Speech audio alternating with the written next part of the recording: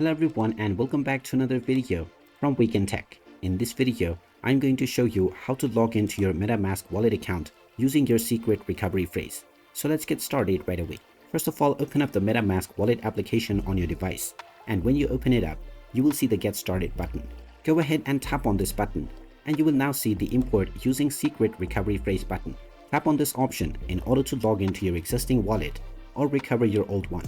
Now you can either use a QR code if you have saved it anywhere by tapping on the QR code icon. Otherwise, you will need to enter the secret recovery phrase manually by separating them with a single space.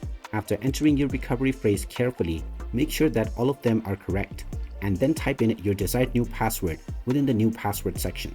After typing it in, type in the same password once again for confirmation, and then you can tap on the import button, and this will now log you back in or recover your account on MetaMask right away.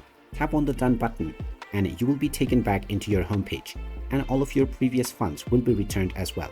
And there you have it. That is how easy it is to log into your account on MetaMask using your secret recovery phrase. If you find this video helpful, make sure you hit that like button and subscribe to our channel if you haven't done so already. Also ring that notification bell to never miss another update from us. Thank you for watching and I will see you again in the next video.